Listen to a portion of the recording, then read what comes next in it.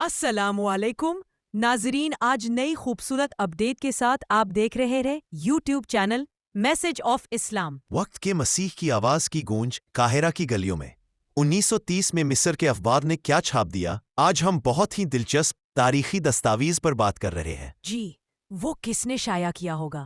یہ الحاکم اخبار کی ویب سائٹ پر ایک تجزیہ شائع ہوا۔ اسے مکرم تحمید احمد صاحب اور مکرم ابواب سعد حیات صاحب نے احمدیہ یعنی ARC کے لیے لکھا ہے۔ یہ 1930 کی دہائی میں قاہرہ میں احمدیہ مسلم جماعت کی موجودگی پر روشنی ڈالتا ہے، اور اس کی بنیاد ایک پرانے مصری جریدے مصر الحدیث المصورہ ایک مضمون ہے جو 6 فروری 1930 کو شائع ہوا۔ یہ کافی پرانی بات ہے۔ یہ ہمیں اس وقت کے ماحول کو سمجھنے میں مدد دے گا۔ بالکل، خاص طور پر جب مصر میں عیسائی مشنریوں کی سرگرمیاں بھی کافی تھیں۔ الحاکم کا تجزیہ دکھاتا ہے کہ اس مصری اخبار میں کیسے جماعت کا تعارف کروایا۔ جی، اور خاص طور پر حضرت مولانا جلال الدین شمس صاحب جو وہاں مبلغ تھے، ان کی کوششوں کا بھی ایک طرح سے پس منظر ملتا ہے۔ صحیح، تو شروع کرتے ہیں اس مصری مضمون سے۔ ظاہر ہے پہلے بانی جماعت کا تعارف کروایا ہوگا۔ جی ہاں، مضمون میں حضرت مرزا غلام احمد قادیانی علیہ السلام کا ذکر ہے۔ ان کی پیدائش یعنی 1835 قادیان، پنجاب میں ہوئی۔ ان کے خاندانی پس منظر، ابتدائی تعلیم اور مختلف مذاہب کے مطالعے کا بھی ذکر ہے۔ اور پھر ان کے دعوے کا بھی ذکر ہوا کیا؟ جی بالکل، کہ 1879 میں انہوں نے مسیح موعود اور مہدی موعود ہونے کا دعویٰ کیا۔ اب بتا سکتی ہے مقصد کیا بتایا گیا مضمون میں؟ مقصد یہ بتایا گیا مضمون میں کہ اسلام کی حقیقی تعلیم کو دوبارہ قائم کرنا اور زمین کو عدل و انصاف سے بھرنا۔ اچھا، کیا مضمون میں ان پر نازل ہونے والے الہامات کا بھی کچھ ذکر تھا؟ قاہرہ میں یہ بات کیسے پیش کی گئی؟ جی بالکل، اس کا ذکر ہے۔ مضمون میں چند الہامات نقل کیے گئے ہیں جیسا کہ اس وقت کے مبلغ نے بتائے ہوں۔ مثلاً کوئی مثال دے سکتی ہے جو اس مضمون میں ہو؟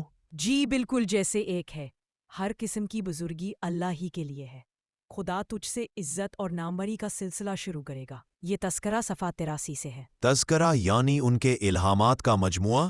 جی ہاں، ایک اور الہام کا ذکر ہے۔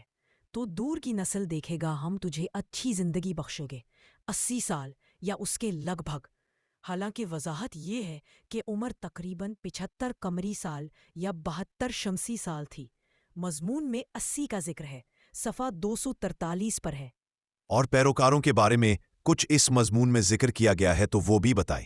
جی، ایک الہام کا حوالہ ہے، اللہ کی رحمت قریب ہے، سنو اللہ کی مدد قریب ہے، لوگ تیری مدد کریں گے جنہیں ہم آسمان سے ہدایت دیں گے۔ اور مضمون میں تعداد کا بھی اندازہ دیا گیا؟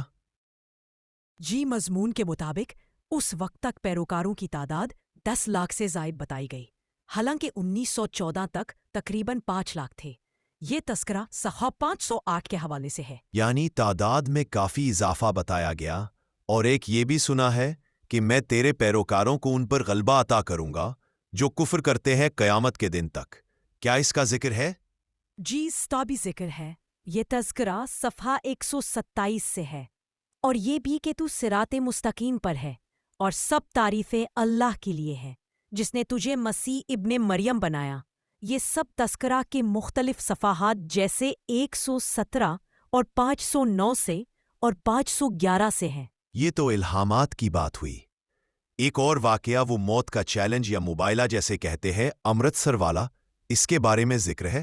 جی، عبداللہ اوتم والا واقعہ۔ ہاں، اس کا ذکر مصری مضمون میں کیسے کیا گیا ہے؟ آپ بتا سکتی ہے؟ اس کا ذکر ہے، بتایا گیا کہ عیسائی مشنریوں کے مباحثے کے بعد حضرت مرزا غلام احمد نے چیلنج دیا کہ جو جھوٹا ہے وہ 15 ماہ میں ہلاک ہو جائے گا۔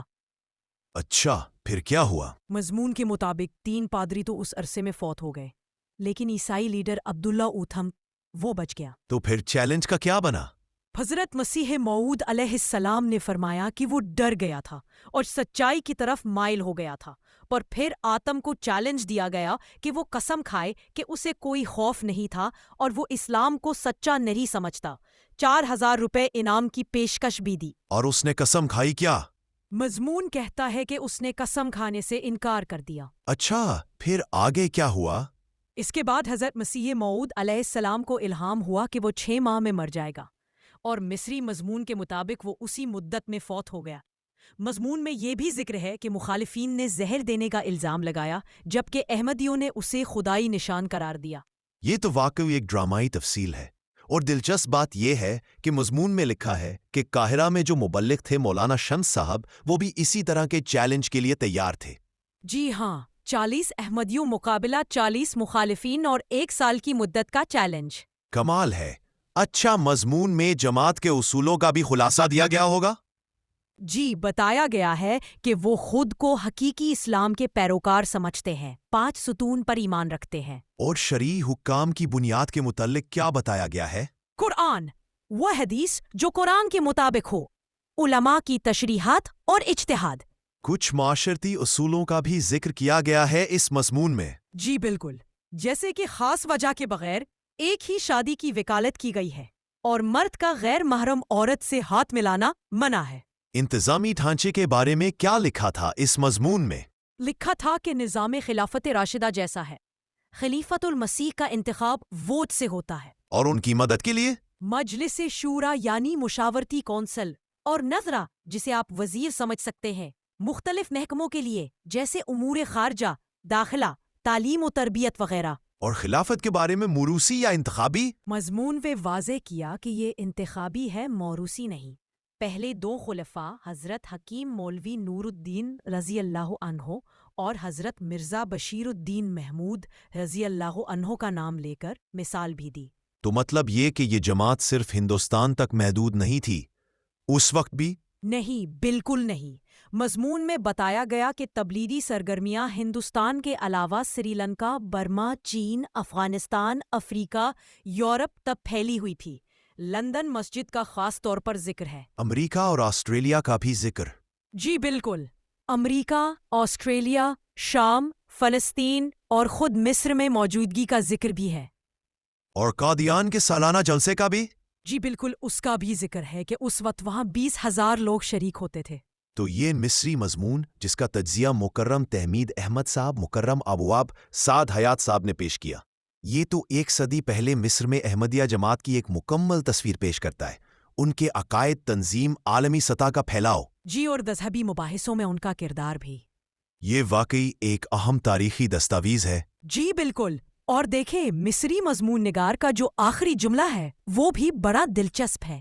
کیا کہا انہوں نے؟ کچھ اس طرح کے شاید مذاہب میں یہ جدید ارتقاء عقل کو صحیح راستے کی طرف رہنمائی کرے۔ بالکل صحیح فرمایا، یہ تو سوچنے والی بات ہے۔ جی، یہ ہمیں سوچنے پر مجبور کرتا ہے کہ وقت کے ساتھ مذہبی افکار اور تحریکوں کو کیسے سمجھا جاتا ہے، کیسے پیش کیا جاتا ہے، اور معاشرے ان پر کیا رد عمل دیتے ہیں۔ کیا واقعی کوئی ارتقاء ہوتا ہے یا صرف حالات اور زاویے بدلتے رہتے ہیں؟ یہ ایک سوال ہے جس پر غور کیا جا سکتا ہے۔ ناظرین، ایسے ہی مزید خوبصورت اپڈیٹ دیکھنے کے لیے چینل کو سبسکرائب اور ویڈیو کو شیئر ضرور کریں۔ کمنٹ سیکشن میں اپنی رائے ضرور دیں، اور آخر میں جو سوال کیا گیا اس کا جواب آپ کو معلوم ہو تو ضرور آگاہ کیجیے۔